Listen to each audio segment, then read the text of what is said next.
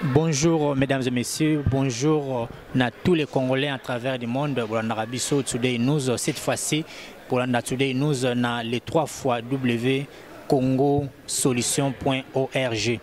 Alors, vous voyez émission Nabiso chaque fois sur Zongi, tu as Kanabilo Koyasika, les lots, tu as loko Yasika, tous les Congolais dans 4 coins du monde pour bénéficier d'eux. Ma solo, tu as les lots, il y a Facebook, partout. Est-ce que vous avez Facebook, même au Congo, même aux États-Unis, en Europe, partout dans le monde entier, les Congolais basés sur Facebook.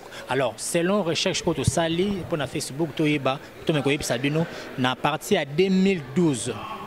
2012, nous avons qui na 180 000 Congolais membres de Facebook en 2012, mais le lot en 2014, tu as 1 380 000 Congolais qui sont membres de Facebook. C'est-à-dire que progrès, c'est-à-dire que Batu et Belé sont sur Facebook. Tu as développé. Facebook,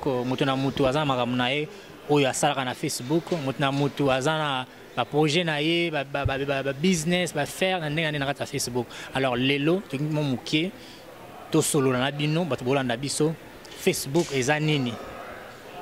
Facebook nini ya malamu nini ya mabe oyo elegana na Facebook. Mais avant de développer ce sujet oyo to lingi to pesa bino temps to la sabino micro baladeur ya Today News ndenge batu ba pesa ki ba vie na bango. Je suis na Facebook, je suis na Facebook, il y a malamu, il y a mabe ou na Facebook, na OYOP na Facebook, raisonner na Facebook. Sans peut tarder, toujours demander na technicien na biso le JP Boss Production, Alex Sabino micro baladeur ya Today News et puis tous on a bino juste après. Suivez et puis tous on a bino. Merci. D'abord malamu ya Facebook pour na ba congolais kagate mokili mobimba.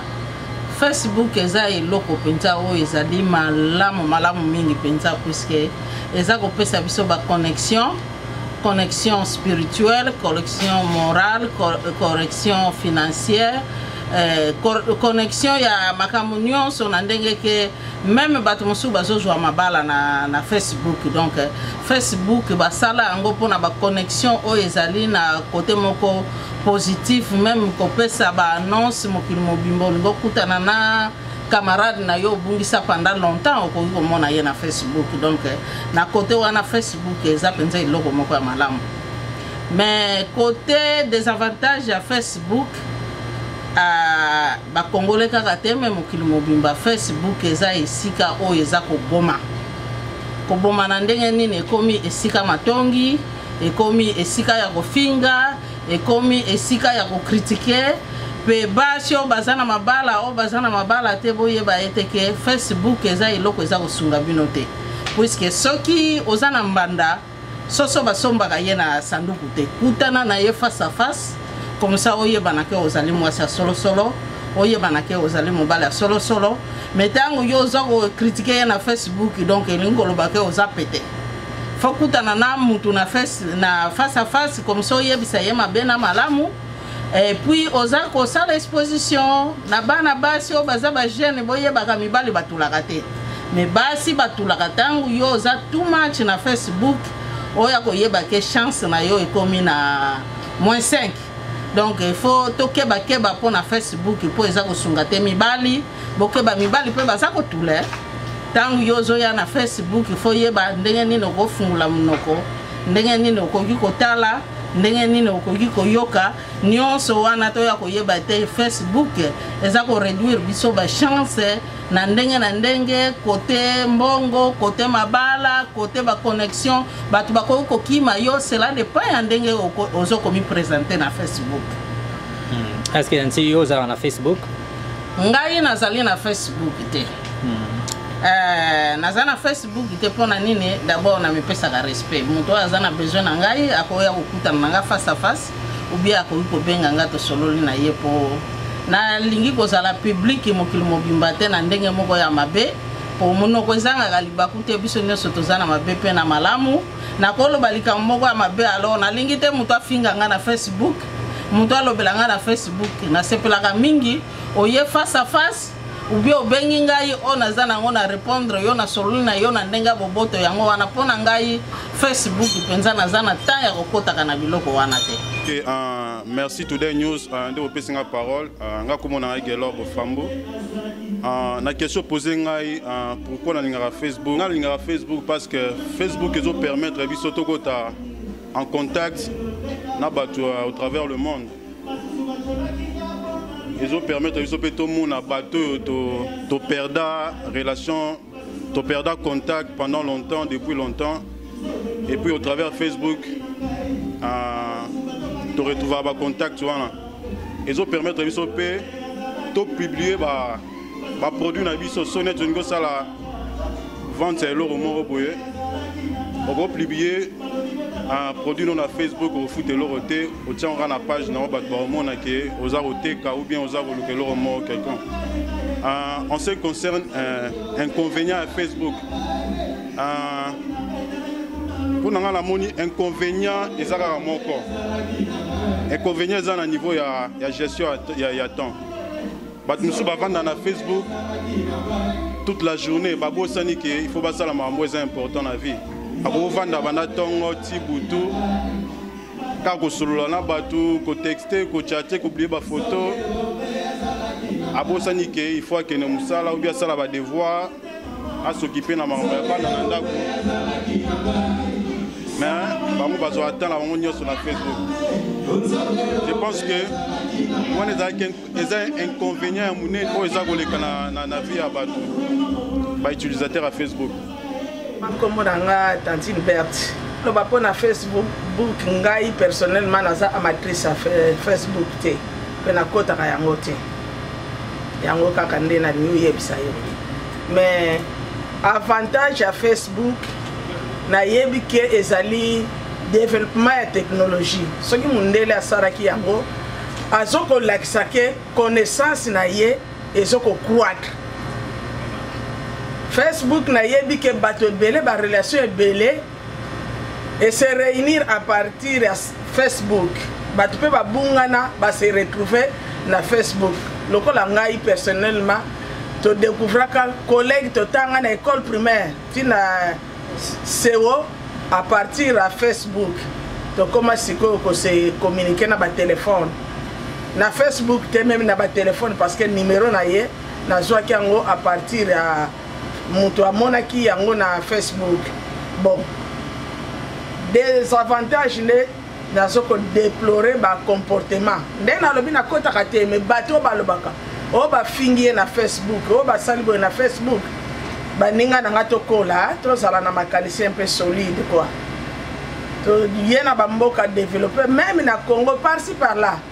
To sur Facebook lokola eloko ya communication ya dialogue ko se souhaiter ba faire ko bengana ko tuna na ba santé mais to tika ko sala biloko moko ezali ke très diabolique fona benga ngo parce que mutu o aza na esprit ya nzamba ko finga muninga na Facebook te akotonga muninga na Facebook te akoki ko loba n'importe quoi na Facebook te kaka nde na sengi bino to kola même oza mwana muke même oza Facebook eza pona eloko ko exposer vie na yo te bien makamono oza nango oya ko exposer yango non soignons des relations to lo bakabilo ko ezali ke e ko bénir mutu e ko pesa mutu ya sengo na kati ya Facebook.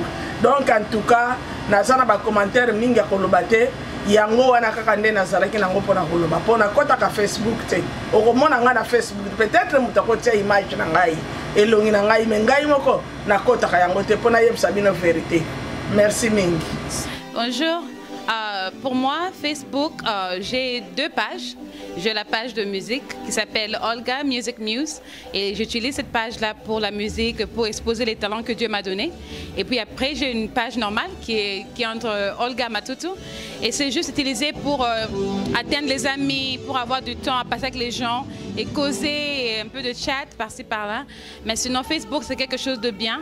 Et je passe beaucoup de temps sur Facebook avec mon téléphone, au travail, de temps en temps, tu passes 5 minutes, 10 minutes. Mais c'est vraiment quelque chose de bien. Et quand on utilise ça pour une bonne chose, pour une bonne cause, ça bénéficie. Par jour, je pense que ça peut être presque, malheureusement, je peux dire 18 heures, c'est beaucoup, hein, mais je passe beaucoup de temps sur Facebook. Yeah. Bon, selon point de vue nangai, bon, Facebook montre dans la new technology, which is bien, mais ça dépend de l'utilisation de tout et chacun de nous, quoi. Si vous utilisez bien pour les avantages, vous avez bien aux avantages nango, d'une façon d'une autre, parce que ça a moyen de contact, il y a amis depuis longtemps, qu'on paye une carte pour le business payer, qu'on utilise bien. Mais si vous avez une information, vous allez peut-être pouvoir déranger via rendre un mauvais service. Quoi.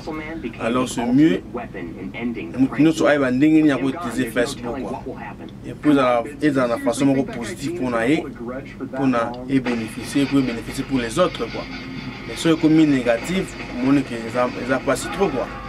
Mais vraiment tout ça l'effort, nous sommes passer par Facebook dans le sens positif à utiliser Facebook pour l'avantage tout le monde plus avantage.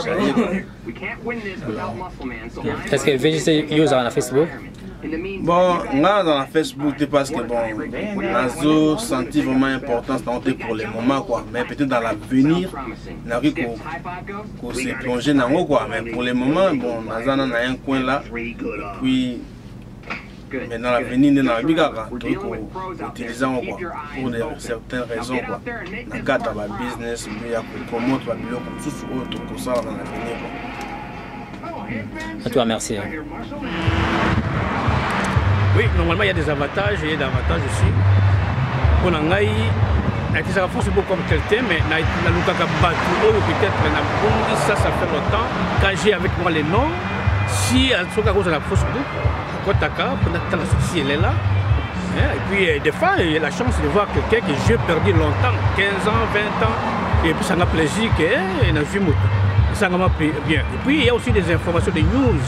On appelle ça Kakuna, na bateau au baïta, faut se prendre bien. Ça va news, moi bien, au cours de on découvrir quelque chose. C'est ça vraiment l'importance de découvrir les gens qui sont partis longtemps, on a bangoté, on peut découvrir bangon à Facebook. C'est ça aussi l'avantage pour moi. Bongo, Beloni Oyo, oui, c'est pour ça rayoté. Oui, Facebook. Oui, en tout cas, mais Facebook comme tel, il y a un bien. Mais tu es comme on a façon de se souiller, vraiment, ils ont côté. Bon, Facebook, comme au côté, on a une image, on a routine de la bino, il y a une photo impossible qui n'est pas permis.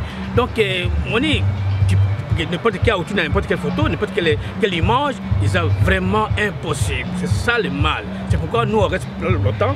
Entrer peut-être voir quelque chose, il y a un message ou tout ça, et vous fermez, parce que pour le moment il n'y a pas moyen de voir ce qu'il faut, parce qu'il y a des histoires qui viennent mal, la bêtise, au fond la Facebook devant les enfants, devant la famille, au fond on va te rappeler qu'il faut la Facebook, mais or c'est pas quelque chose, il y a qui n'est pas il y a qui n'est pas il y a qui n'est pas propre, bien, mais pour le moment ce n'est plus ça. Facebook comme le gars on continue la page moko, il y a habité ce qui n'est pas, c'est pas bon.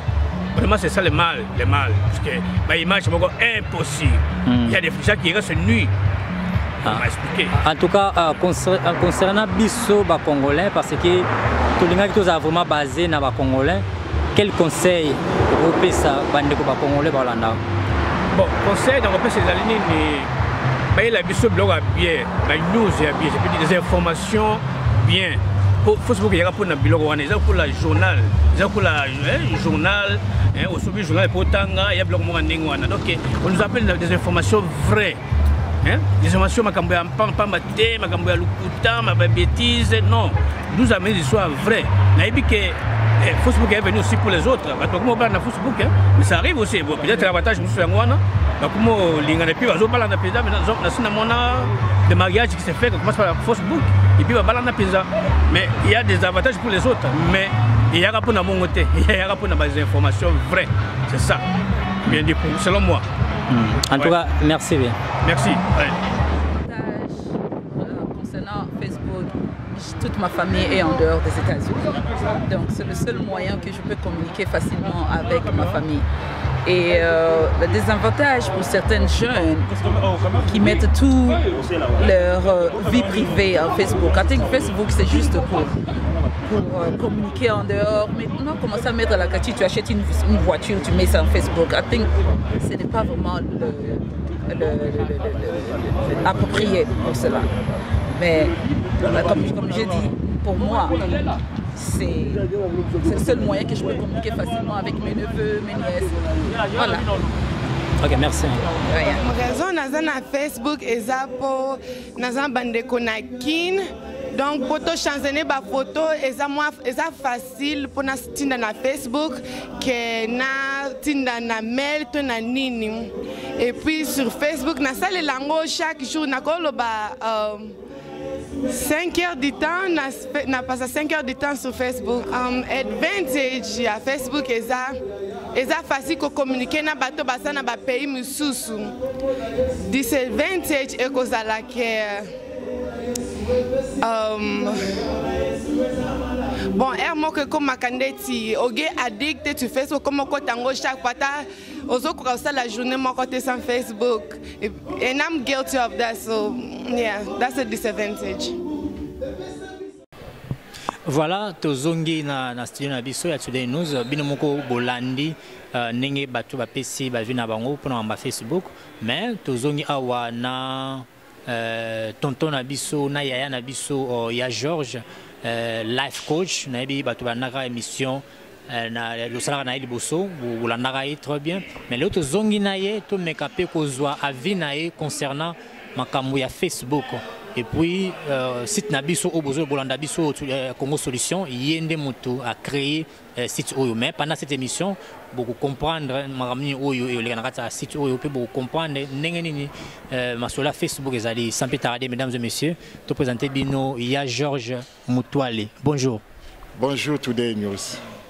Il y a Georges, moi, je suis belé, Banato Sala, émission Liboso, il y a life coach. Si le lot mokilemo na sauté tengo ibaki ya George azawapi ya George abatama wapi ya George azali omoni ke makambo eza mwa mingi omoni sozo préparer pelo kwa kitoko il faut zulango mwa temps yango ana vanda ki pe mwa kimia po na sale loko moko oyo koya ekosepelisa ba congolais donc yango ana kwa yango mona ingate mengai na zaika kolanda Today News yo moko yebi masolo neza toujours kitoko. Donc c'est pour ça battu donc il y a ok maintenant je suis prêt. En tout cas merci d'abord écoute le sous lelo na quatre émissions Today News tout côté na quatre saison na biso ya lelo il y a Georges tozo sur la pona avantage na inconvénient il y a Facebook donc mabeto malamu ya Facebook selon yo avini ni web sabatu mabeto malamu pona Facebook. Bon merci pour la question et puis bon. En tout cas, Facebook, les lots, bato mingi bazana Facebook. Na sepeli mingi ndenge kuto zope sa ba statistique à Facebook pour bato baye ba merci pe na ba information ndenge zope sa biso toujours. Donc bato sengeli tout d'abord baye ba s'occuper Facebook en ezanini. Donc c'est ça ce qui est plus important parce que surtout yebi Facebook ezanini to yeba pe ben inconvénient pe na ba avantage na yango.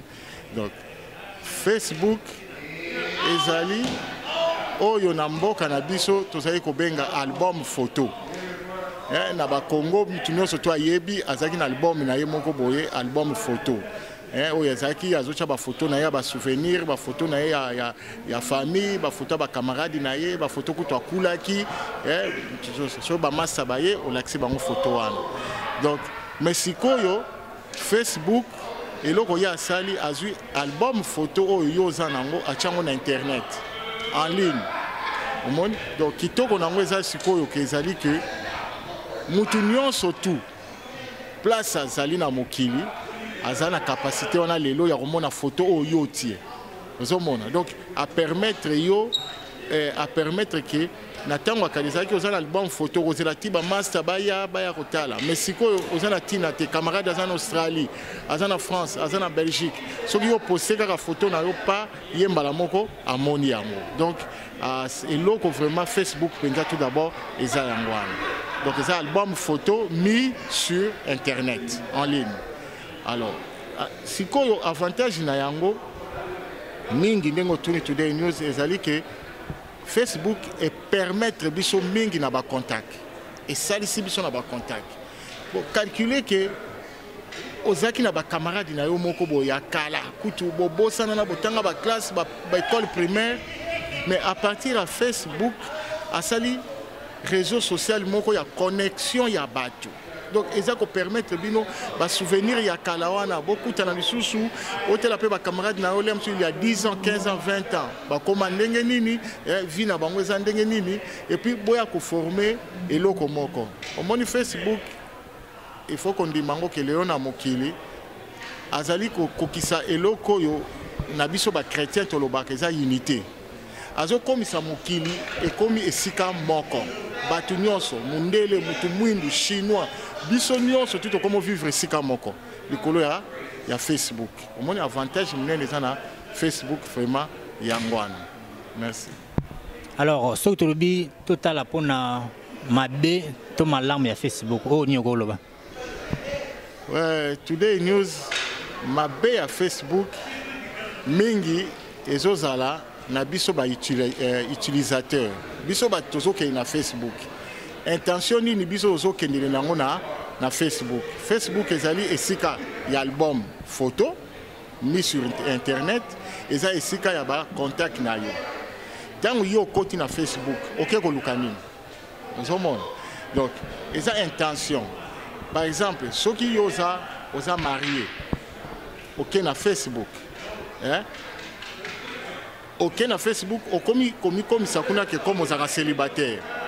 Donc ok na comme ils ont construit la makambo moko pona ko lukalem so moi si to ko lukamo bali ozomona ko créer ka désordre même na kati ya foyer na yo moko ozomona. Facebook ezali sika moko soko kei il faut la kisa état civil na yo. Oza marié, oza na bana, oza célibataire, oza nene. Ozo mon. Biso toza ko utiliser ngo comme outil moko teke et comme place moko ke okomi ko milakisa. Ozo mon. Et puis ezali réseau social. Ezali public. C'est-à-dire que information na yo ezali komona na batu nyonso. Malobozo loba, makambozo koma ezali public. Donc il faut qu'on y ait un langage ni ko tenir na Facebook. Même ceux qui paient photo koki kotia parce que ça Facebook ezali Facebook ezana place moko ezaya privé na place moko ezaya public so omoni ke photo na yo oyo tie olingeka ba master na yo moko ba pire yo ba mona yango otiango na kwango ya privé o ya bino mibale na masolo na bino ceux qui po lingi ke public mona yango otie photo ya public ezomona mais Facebook vraiment ezali na mabe oyo ya kolobate que ma moko ezali surtout plus utilisateur ya Facebook azo ya ko utiliser Facebook intention ya za nango na kati ya Facebook ya monde mutazo ko bebisa Facebook. Alors n'habitez quelques conseils au groupe ça ba ndiko na biso ba congolais ba nda biso parce que toloba ki sujet au vraiment toza mingi basé na ba ndiko na biso ba congolais. Ndenge nini ba ko utiliser Facebook on a vu que par exemple que non ndenge ni ya mutu fa yeba ndenge azo utiliser surtout za marié za célibataire faut yeba ndenge utiliser Facebook. Alors biso ba congolais étant que life coach quel conseil ko yebisa ba ndeko ba congolais ba zo nda biso na minute soyo les façons les moyens ko ba ko la Facebook. Merci Today News. Omoni biso ba congolais les msu pe to linga ko lobake soki ba lakisi biso eloko to comme lokole comme ya biso to boto lango même ti Mark Zuckerberg ye moko mkola Facebook mon Facebook eza esika ya contact Facebook eza pe esika yako ya okoki ko sala pe sensibilisation na Facebook. Parce que ezali yo moko uti ko lobana biso to ça soki combien soki 1 million soki 380 000 ndenge na yo ki wana donc sikoyo to zali 1 million 380 000 personnes de ba congolais. Donc c'est sika moko ko iko ça sensibilisation. Alors Facebook ezali esika ya marketing. Donc marketing Facebook ndenge bomona kaya sala wana akabela yo page ya ofele ya lia kambongo na page wana donc après ça yo ofele po ya sala ka marketing na ye donc eze sika ya contact esika ya sensibilisation eza esika ya marketing mais eloko yo Facebook ezati ezali sika oyo biso moko tokoki comme ça Facebook comme plateforme politique vous comprenez. Facebook et salamate pour la politique. Ouais, donc ceux qui calculent que mutu oyo azoya na Facebook azoya pour la distraction peu pour la passe-temps. Voilà Facebook. Donc azoya pour la distraction pour la passe-temps. Yomba la moko olongolaye ochaye makamoko sérieux ya politique. Mon ezo simbate. La plupart des bateaux bazo sala ba congolais bazo sala politique na Facebook. Je leur conseillerais plutôt de laisser, de ne pas faire la politique dans Facebook parce que Facebook est seulement pour la politique. Au Koyi ko la sensibilisation, au Koyi ko la marketing, au Koyi ko relier ba contact pour ça les groupe na bino, mais sur niveau ça la politique et c'est là comme il y a très sérieux, soit batou même bango na ba blog. Lelo il y a ba création ba blog et belé, pour créer blog na yo, au sali ba lien na Facebook. Comme ça, si tu as cliqué sur le lien, tu as un blog, tu as commis ma politique, beaucoup de politique. Et puis, Facebook peut être sur ma place à religion. Vous avez dit que OK, na Facebook. D'ailleurs, mutoyer na ye pour la photo. Mutoyer pour na beta lisolo na master na ye moko boy. Tant que vous avez misu na eza pembeni, vous avez ba photo mususu. Ah, petit momi wana, ah ndenge nini boy. Donc makambo nyonso tozo loba na ye à travers politique, à travers religion, et ça biloko moko ba domaine moko o biso na Congo tozo considérant comme très sérieux na Facebook. Exact. Donc surtout de comprendre bien selon point de vue na yo, donc Facebook est juste et si ka bato poster ba photo et puis ya ko na bato ba eba nango mais ko ne côté ya boyer ko tsa ba message de monde na ba pasteur pe belé ba kuma na Facebook ko tsa ba message ya côté ya bato ya ko bato pe le tout monde ba politicien bazo sala ba nini ba propagande à partir de Facebook tout le bezama be na lingina lo babo Today News na bi que ezali esika ya ba contact esika ya marketing esika ya sensibilisation yo pasteur hein okoki pour nous sensibiliser batou okoki oleki olobi et là comment par exemple 1 minute 2 minutes mais ce que ezali pour na côté ya mateya ya nzambe ozomona ezali esika te ke oya côté yango na kata Facebook créer blog na yo o créer blog na yo na blog wana osali ba lien na Facebook na yo ozomona alors ba tout temps bazo kende bazo cliquer ba lien wana et comme ma bango na blog na yo tant que comme ma bango na blog na yo ale na blog wana siko ozali yo moko na bandimi na yo olongoli bango na Facebook na atmosphère à Facebook parce que atmosphère ya Facebook ezali distraction ezali passe-temps nga soki na ye na Facebook hein autant comme ma politique ato ochango ndengwana na kotala na ngai mais après 1 seconde na bossa nyango na kosongo pendo sérieux ta presque na ye natala ah Today News ache photo nini ah jipe boss kuna ache photo ndenge nini uzomona donc nazotala babiloko wana mbala moko makambo nyonso tu yo lobaki ya politique malgré que ça qui très importante mais makambo wana itobosa nyango tozozongo sérieux te uzomona pona makambo wana ezwama au sérieux religion politique eza ba domaine moko te esalama pona Facebook.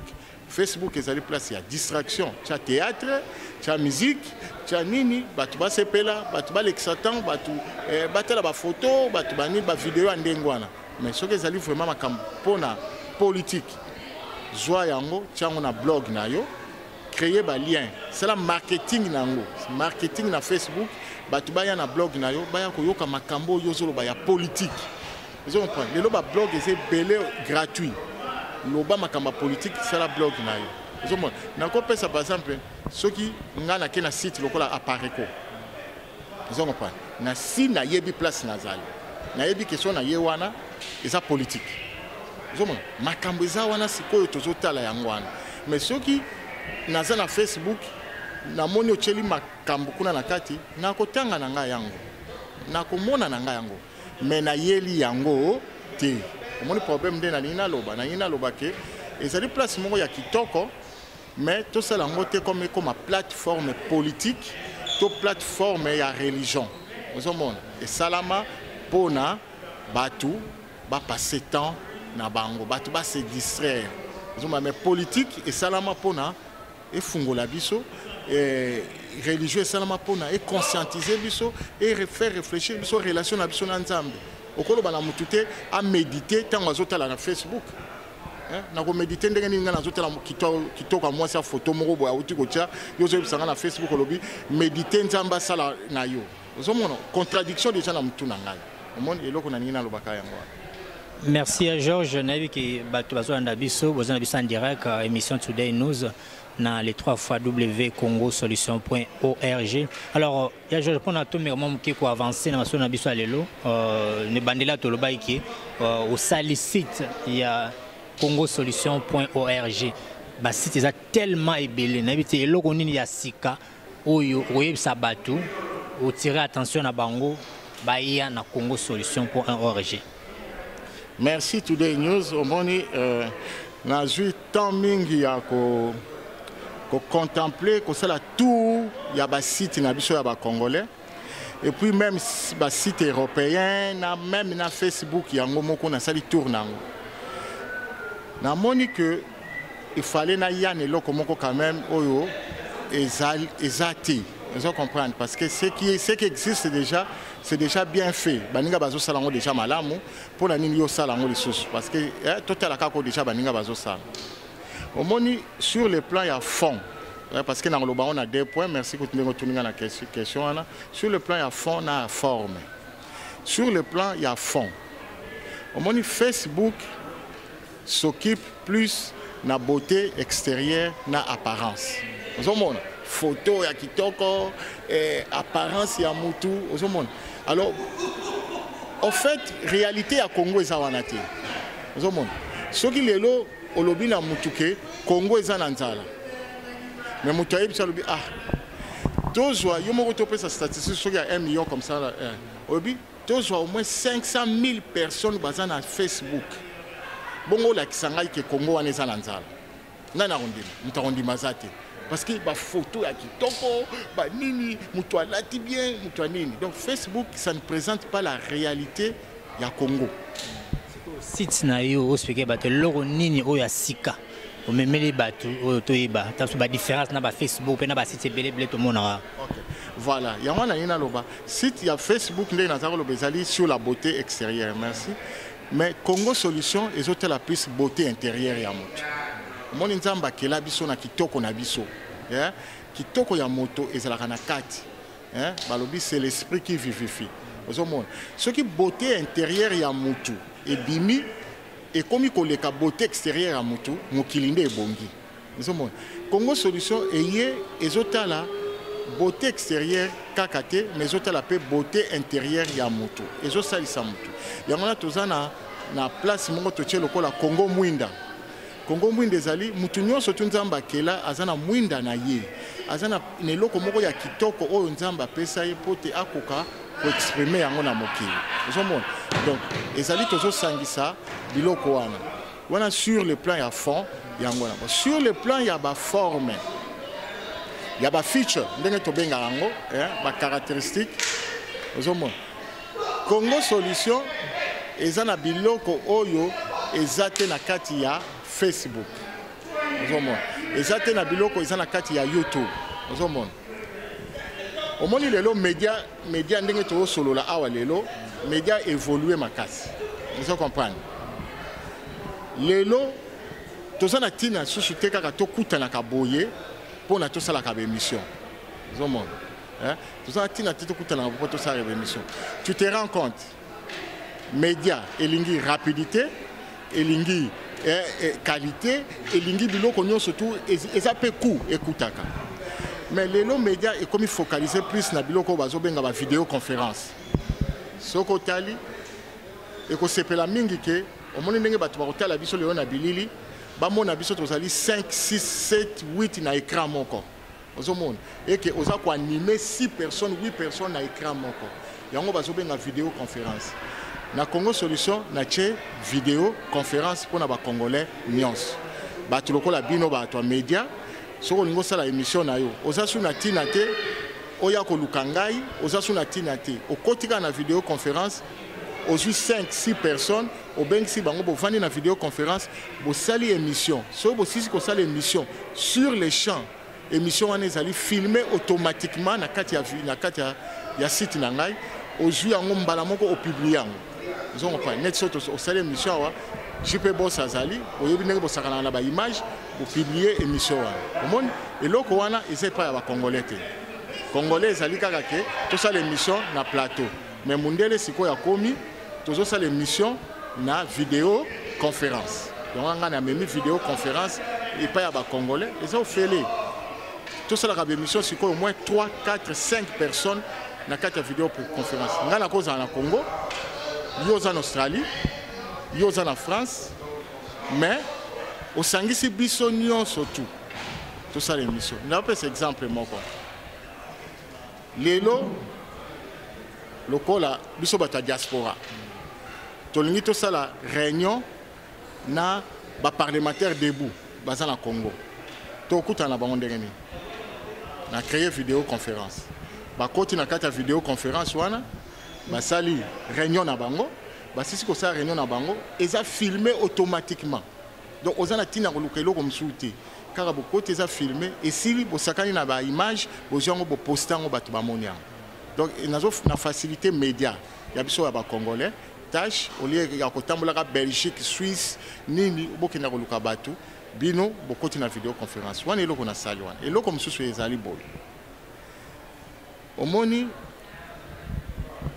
par exemple na Facebook to na YouTube hein soko tali vidéo après au sali commentaire au commis commentaire batu misusu bazana makambo ebele ya koloba ebele ya koloba mais moyen ba loba ngo ezate parce que les msusu usage ya clavier ya banini ezaka problème na sali site moko ezali que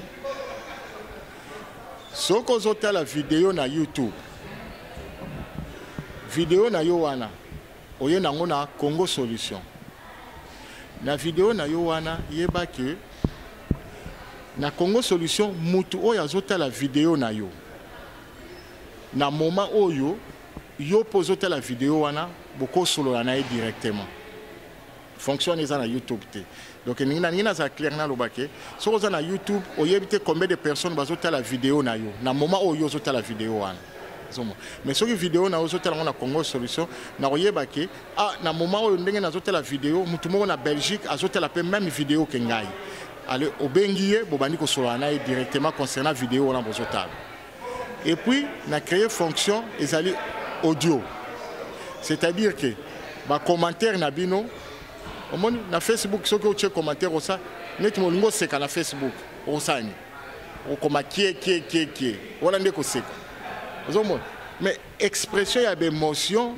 ezati mais na Congo Solution ezali soko ye il faut loba to yoka donc na tcheli mutu nyonso surtout capacité yake il faut loba vidéo nyonso surtout eza na forum parce que j'ai remarqué ceci que ba vidéo na biso ba congolais ezali fondé te focalisé te vers une discussion moko o ezali ko bénéficier na bato or forum et salama pour na bato ba bénéficier na yango donc siko na créer forum donc soko che vidéo na yo pe o créer lango forum na forum wana eza audio forum donc mutu soka koti kuna na kati akoloba akokoma soko lingi kokoma okomi eza na possibilité kokoma mais plus to tiango ezala audio c'est-à-dire que soki na ye na fungoli na cheka kana lobi bon merci na ndengo tikeninga message bon et puis fonction na ngina bisabino ezali très important ezali que soki ngai lelo na ye na page na yo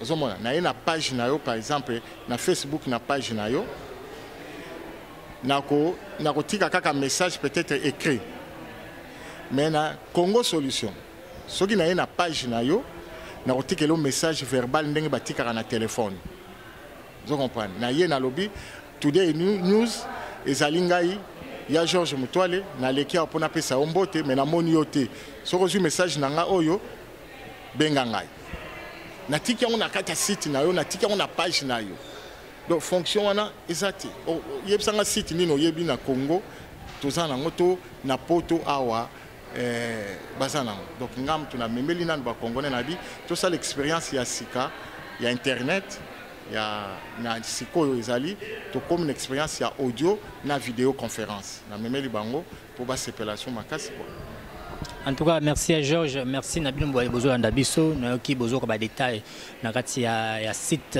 ya Sika na kati États-Unis d'Amérique congosolution.org boya ebele bo visiter ba loka ebele ya Sika na kati ya site oyo ya Georges to poussa na mwa ngonga na biso za la mwa ya muke na ebite message ni lobani okoyebisa bandeko bazolanda biso ba congolais à travers le monde entier avant to koma na deuxième partie émission pour que koma na suka émission.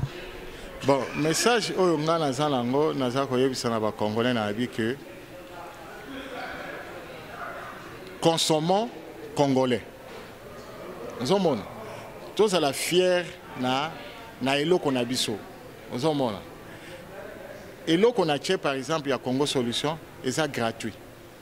Ils ont un fonctionnement moko ezali eleki okotika la komona ngote na Facebook okotika la komona ngote na YouTube ezali ofele ozomona eloko na biso moko pona nini kolula eloko ya bapaya soki bino mo boza déjà eloko ya kitoko ya ndengwana omona eloko ngana kosenga kana ba congolais ezali baya kosala expérience na bango na Congo Solution bino ba journaliste bino ba pandisango boya ko créer ba émission ya Sika oyo na plateau tolingi to mona ke soki o laxi batu na écran batu ba mona na 4 5 6 mbala moko na écran na vidéoconférence on a la possibilité de sala ngo siko na Congo Solution ba réunion na bino ya ba communauté lelo to panzani ebele na mokili nzomona bana lemba bana ya boye bana ya boye bana na Lubumbashi na nini so boni o sa réunion communauté boye bokoti na vidéoconférence et zo au moins plus de 100 personnes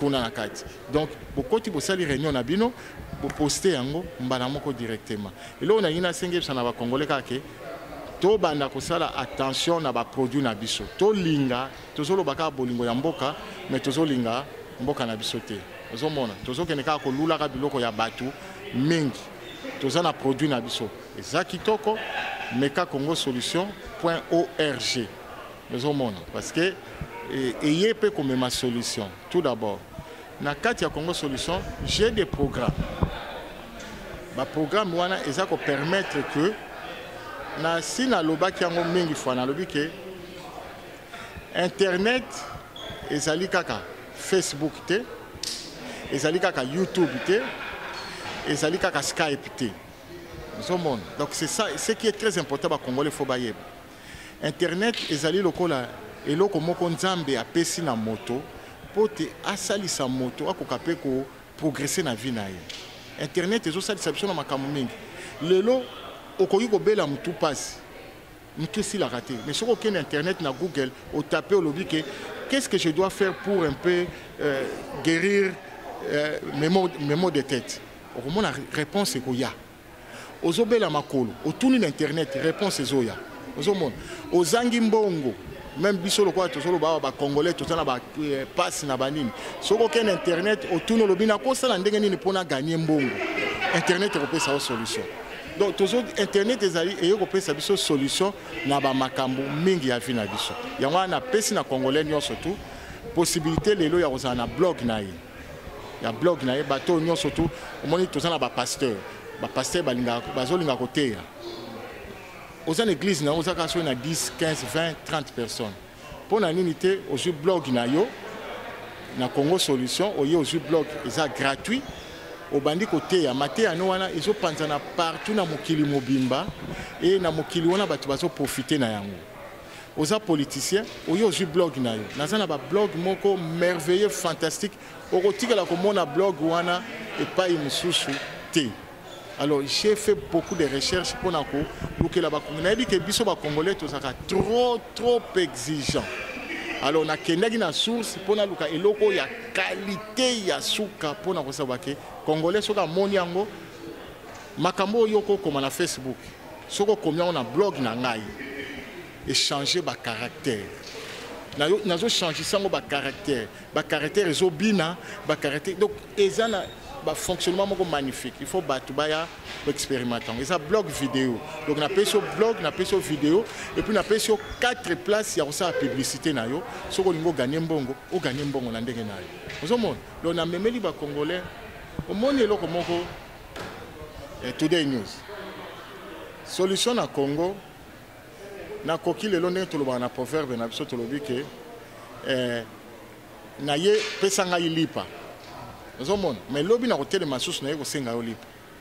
Mais ngai na mpona ngai Congo solution na memi solution ezali ke au lieu na pesa yo mbisi na lakisi yo ndenge balobaka balobaka so ndenge ko péché. Alors tant yo moko okene ko péché ozwa ba mbisi na yo. Je donne à tout Congolais la possibilité de commencer une activité lucrative à travers son blog. Kende banda wana sala blog na yo teka ba livre lelo batu bazo teka ba livre na Amazon. Oko teka ba livre ya Amazon ozwi mbongo na yo ofele. Oko tika la komona ngai te na sima na ona la bana ko ozwa ki blog na ngai pesa ngai $1. Non. Zomon. Donc ezali eloko mo to che pona ba Congolais pour ndenge tozole la passe za na mboka.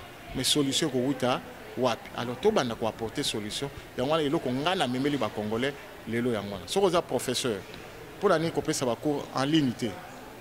Lelo ba cours nyon soto komi ko tanga to komo tanga ba classe online. Ils sont en ligne. Pour la nini ko créer blog na yote, ozo pesa ba cours en ligne, ba tu bazo ya ko souscrire et puis ba cours na yo ba francophone nyon so bazo tanga ngo et puis ozo so mbongo balandi cours na. Oza na $1000 na poche na yo. Il faut zela salaire pas ya Kabila. Et royauté. Vous comprenez. Donc voilà un peu on a nina pour les Congolais. Na même les produits ils ont produit à qualité, to consommer produit wana. Ils ont une exigence té ils ont offert.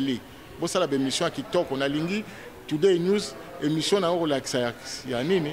Ozo bandeko bazana Australie, ozo bandeko bazana France, bazana Belgique na nini. Quand ça on a vidéo conférence, bon ça la émission mbala moko bo filmer bo boaka. Vraiment ndenge oza ki talk na écran. Merci. En tout cas, merci à Georges Tanabiso Beneza la Moukié de commis vraiment na esuka émission oyo. Mais tu linga ki tozwa, tu linga to boy ko to kabwana o sanke ko za mwa avi na yo ko to ya komba. Tu ozape moko ya ba kombata awa na kati États-Unis, ceux qui ko pesa message na bana so ba congolais bana so à travers du monde, ozape moi bref parce que tampena comme moi muke na suka étant que ozalara kombata bien olongwana. Mais Today News yo osomoninga ne lamba mususu na lataka soko talinga na kati zani toko wapo na Congo donc combat eza combat osomona nazaki na Maryland et pas ya Dr Emile ya zamo bundi munene ya ekolo tozaki kuna et puis bateau soyi bazoye bate makambo ya combat et bongo ko yebisa bango ke toza na kati vraiment ya musala ya combat tozaki na ba Jacques Matanda moni bato ba banda masolo ya combat ba Jacques Matanda ba Dr Emile Badibanga donc tu vanda ki na bango to sololi to beti masolo ya combat puis to sali ba réunion ebele parce que nazomona bato bazobosa na mingi bato lokwa ba Jacques Matanda o ba banda ka bitumba wana na kati ya combat ezali combat ezapé bien mais eloko moko ebongi koyeba que soki eloko objectif nango eza clarté eloko to objectif nango eza détourné résultat nango pe kozala médiocre omoni eloko eza na combat ozomona tango biso to bandaki bitumba oyo banda na mboka na yebi te soko kozala mwatana pesa biso moi temps parce que Miss Permo qui na suka obika to zala moi limité do to pusana mo pesa ngata 1 minute tango bitumbo e bandaki na mboka ba Dr Emile Badibanga bazali ba vieux Jacques Matanda baali ba koloba na biso ba koyebisa bino ke comme susu ozwa vidéo conférence yeti o lukaye na vidéo conférence bo solola donc ba koloba ke biso tozali ko bunda contre les systèmes. Tout ça, il contre les individus, contre la nationalité, contre l'identité à Batou, au Yaza Rwandais, au Yaza Boye, au Yaza Boye. Tout ça, il la démocratie refuse la haine. Et l'autre, la démocratie, il y a vengeance, il y a haine. L'une des raisons fondamentales pour rater le pouvoir, c'est que tout la kisi na diaspora, haine moko tout ça vis-à-vis na Rwandais. Lelo Mundele a utilisé un argument solide. Ce qui lelo Mundele a dit Mais vous voulez donner ces pouvoirs aux Congolais. Mais les Congolais vont manger les Rwandais. Les Rwandais sont considérés comme peuple victime de la Mokili. Bon, si Koyo, les Congolais pouvoir, les Congolais ont une vengeance dans le motema naye, tant qu'ils ont le pouvoir, ils ont envahir Rwanda, assistent à Rwandais. Ce n'est pas la démocratie. Or, batu bazoye batema kamuni bazolo bakana ba YouTube na ba Facebook oh ba Rwandais wana basoki ba nieze ba nini tokolia bino tonini mundela azolo ba OK, voilà ce que vous avez dans le cœur. Alors comment tropé ça nos pouvoir biso to bundaka contre système. Et puis to monique système ya Mobutu ti lelo yangwana nde mutu eza ko continuer ko diriger Congo échanger nango kaka kombo et comme système ya Kabila. Il y a un contre le système. Le système qui nous dirige est un mauvais système. Ce n'est pas l'identité d'une personne, ce n'est pas parce que ceux qui Kabila Bobenga Rwandais, ceux qui Aza Rwandais, ceux qui Nwana, tout Bundaka Kunati, Mobutu a côté de la Rwandais. Qui dans le régime ya Mobutu a Télémaki, à l'obaki que Mobutu Aza côté de la Rwandais. On a ça qui la présidence. On a ça qui la présidence. Mobutu avait une fille, ce qui est moi si, ce qui est moi si, moi en 1970. Tout le monde c'est Bizine, dans l'intendance générale. On a contrôlé l'intendance générale et puis membre de la commission d'achat pour la maison civile à président de la République. Donc, moi en 1970, il y a la présidence, il y a un massage na Belgique, place bazao qui nous massé makolo, azaki rwandaise. Je n'ai pas solo oyo, ils sont maintenant belé, tellement de comme la souka, n'invité mot de la fin pour tout kabanabi qui te lukasu tant aux zonga tout sur la masolo ou bien politique, mais je sais pas le mot de la fin pour tout kabouana, bandouba ndabiso et ça va rien. Mot de la fin, ezali kake, batu ya diaspora, to redéfinir l'objectif nabiso. Nous avons Kabila, binomo bozomona ke azokende pona koluka manda mususu. Ba eso salam. Alors, biso to bandaka kolanda tokende ko bundisa jibe, to bandaka kolanda tokende ko bundisa ba musicien. Il faut to redéfinir l'objectif na biso. Il faut que bundana celui qui est plus fort que toi. Bozomona David abundaki na Goliath. Tokende ko bundana ba faible, te ba jibe ce sont des faibles. Ba me ba wera baza ba faible, ba papa ba baza ba faible. Donc, Baza n'a rien à pouvoir. Tant qu'on a un faible, c'est-à-dire qu'ils n'ont pas le pouvoir. Il faut tout bunda. Tout vendra na poto. Les ambassadeurs, tout le monde a bango, tout liagana bango, tout ce kana bango. Ce sont les représentants légaux de Kabila. Donc Kabila m'a dirigé à Biso na poto, mais tout ça la bango le côté. Bon pour la nika tout l'andra ba jibe. Vous avez place combat il faut ça bien redéfini en Gouane. Surtout lingi to bunda na na ambassadeur tout ça na bango. Ce qui est longi bango, Kabila Royoka langage ya diaspora. Tant que tu as JB, Kabila Royoka naye, il est comme côté. Bon, il y a nina lobaka kake, tu redéfinir comment nabiso, et puis tu yoka bakulutu, ba docteur Emile Badibanga, on dit nazaro loba, ba Jean-Jacques Matanda, nazaro loba, tu yoka bango. Mais puis les sous Congo Solution, na meme libino. Tu beti li sur la Facebook. Nazomona.